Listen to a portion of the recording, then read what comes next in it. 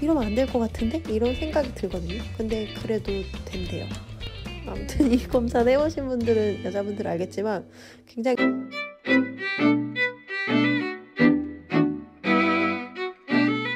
드디어 올해 건강검진을 하고 왔어요. 원래 11월까지 건강검진 해야 되는데 올해는 코로나 때문에 조금 연장을 해줘서 미루다가 12월 말에서야 건강검진을 하게 됐습니다. 원래 잡아놓은 날짜가 있었는데 그때 한참 2.5단계 되고 심해질 때라서 병원에서 웬만하면 좀 미뤄달라고 해서, 그래서 미룬 게 지금이어서 건강검진 했고요. 갔는데 깜짝 놀란 게 사람이 너무 많은 거예요. 그래, 다들 건강검진은 해야 되니까. 아시겠지만 직장 건강검진 하시는 분들은 회사에서 지정된 병원에 가서 건강검진을 받아야 되고, 만약에 내가 하고 싶지 않다고 해도 안 하면은 그 비용만큼을 회사에다가 내가 내야 돼요.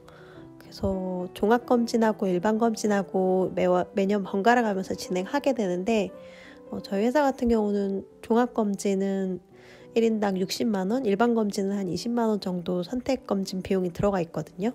그러면 제가 만약에 건강검진 하기 싫다고 안 하게 되면 그 비용만큼을 회사에 내야 됩니다. 그래서 사실은 올해는 별로 하고 싶지 않았는데 해야 된다는 거 알면서도 병원에 간다는 것 자체가 오히려 좀 걱정이라 안 하고 싶었지만 하고 왔고요. 그래도 막상 또 하고 오니까 하길 잘했다는 생각이 들어서 제가 어떤 검진들 하고 왔는지 말씀드리려고 합니다. 그리고 건강검진할 때 반드시 챙겨가셔야 할 게 신분증이랑 문진표를 사전에 병원에서 보내주거든요. 이거 꼭 써서 가세요. 신분증이 없으면 그 핸드폰에 찍어놓은 걸로도 되기는 하는데 아무래도 신분증을 직접 가져가시는 게 가장 정확하고, 그 문진표도 가면 물론 나눠주지만 가면 사람들이 엄청 많고 서서 써야 돼요. 근데 그것도 좀 힘들어요. 그러니까 미리 좀 느긋하게 문진표 보면서 답변 작성하시는 게 좋고요. 세 번째로는 여자분들은 귀걸이, 목걸이, 시계, 반지 다 빼고 가세요. 이거 엑스레이 촬영할 때 어차피 다 빼야 되는데 그때 막 빼고 하다 보면 잃어버릴 수도 있고 번거롭기 때문에 사전에 병원 가시기 전에 다 집에 빼놓고 가시는 게 좋습니다. 선택검진을 어떤 걸 고를지 좀 고민이 많이 되실 텐데 사실 정해진 건 없어요. 저도 되게 너무 많았거든요. 항목들이. 처음 들어보는 것도 많고 알레르기 검사 같은 것도 있고. 근데 이제 본인이 좀 평소에 불편함을 느꼈다거나 아니면 가족력이 있는 항목을 선택해서 하시면 될 것 같고요. 아주 중요한 항목들이 아니라면 매년 할 필요는 없으니까 조금씩 항목들을 바꿔가면서 해보면 좋지 않을까요? 만약에 올해 경동맥 검사를 했는데 이상이 없었으면 내년에는 다른 검사를 바꿔서 해본다던가 그렇게 하면 될 것 같고요. 심전도도 많이 해본 건데 요거 이렇게 베드 위에 누운 상태에서 발이랑 이렇게 심장이랑 손끝이랑 이렇게 심전도 측정기를 이렇게 끼운 다음에 심장 박동이 일정한지 부정맥이 없는지 검사하는 거고요.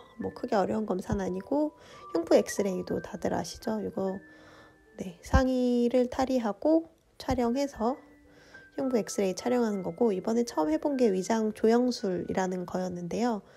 이게 원래는 위장 내시경을 수면으로 하려고 했는데 수면은 미리 예약을 안 하면 안 된다 그래서 그렇다고 일반 위내시경을 하기도 좀 그렇고, 제가 한 5, 6년 전에 한번 해봤는데 너무 괴로웠거든요. 그래서 남은 게 위장 조영술이라는 거였는데 이건 처음 해봤는데 좀 신기하더라고요. 뭔가 촬영을 하는 건데 처음에 가면은 이렇게 시럽이랑 이상한 물약을 줘요. 그래서 그걸 마시래요. 그걸 딱 마시면 마시자마자 엄청 울렁울렁거리면서 트림이 나올 것 같아요. 근데 선생님이 그래요. 절대 트림하지 말고 참으라고. 그래서 막 꾹꾹꾹 참아요. 그리고 종이컵에다가 뭔가 하얗고 불투명한 액체를 가득 부어줘요. 그래서 그걸 들고서 기계 위에 올라가라고 해요. 그 다음에 선생님이 시키면 마시는 거예요. 그래서 그걸 들고 있다가 트림을 참으면서 이렇게 마시라고 하면은 마시는데, 이게 마시는 동안 촬영을 하더라고요. 이게 내려가는 모습을 촬영하는 건가 봐요. 좀 신기했어요. 그리고 그 기계가 마치 거꾸리처럼, 전동 거꾸리처럼 가만히 있다가 뒤로 막 물구나무 서기 하듯이 엎어지고 뭐 이렇게 막 왔다 갔다 해요. 아무튼 좀 신기했어요, 이건. 그리고 각종 초음파 검사를 했는데 처음 해본 게 경동맥 초음파. 그래서 이 목 옆쪽 라인을 초음파 검사하는 거고, 그리고 복부 초음파 했고요. 자궁 초음파는 못했어요. 이거는 그 배 위로 하는 자궁 초음파를 했는데 소변이 차 있어야만 검사를 할 수가 있대요. 근데 제가 검사 받기 전에 화장실을 갔다 와서 소변이 안 차 있어서 못했어요. 그게 물을 마시면 금방 채울 수 있는데 코로나 때문에 정수기도 다 닫아놔서 물도 마시질 못해서 이거는 꽤 기다렸다가 2번이나 갔는데 결국 검사를 못했고, 제가 신청도 안 했는데 유방 초음파를 하라고 하더라고요. 왠지는 모르겠지만. 그래서 뭐 해준다니까 했죠. 유방 초음파도 한 2년 만에 한 것 같은데 항상 이거는 할 때마다 느끼는 거지만 이래도 되나 싶을 정도로 엄청나게 유방을 압박해서 터질 것 같아요. 이러면 안 될 것 같은데? 이런 생각이 들거든요. 근데 그래도 된대요.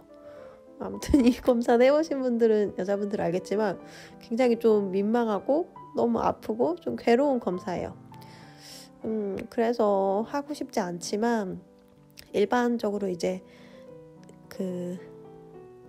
제가 한 건 유방 초음파가 아니고 엑스레이요. 그러니까 초음파를 통해서 이렇게 밀면서 하는 검사가 있는데, 물론 그것도 병행을 하지만 사실 이렇게 사진을 찍어서 보는 게 더 정확하다고 해요. 그래서 4번 촬영을 하는데 뭐 왼쪽 유방 1번, 오른쪽 1번 찍고, 그 다음에 왼쪽 약간 대각선으로 1번, 오른쪽 대각선 1번 찍고, 그래서 유방 초음파까지 했고, 복부 초음파도 이제 베드에 누워서 이렇게 문질문질 하면서 혹시 뭐 용종 같은 게 있는지, 복부에 문제가 있는지 검사하는 거였습니다. 제가 검사한 센터는 한국의학연구소인 KMI 강남센터였고요. 선릉역 바로 앞에 있어서 교통이 좀 편리합니다.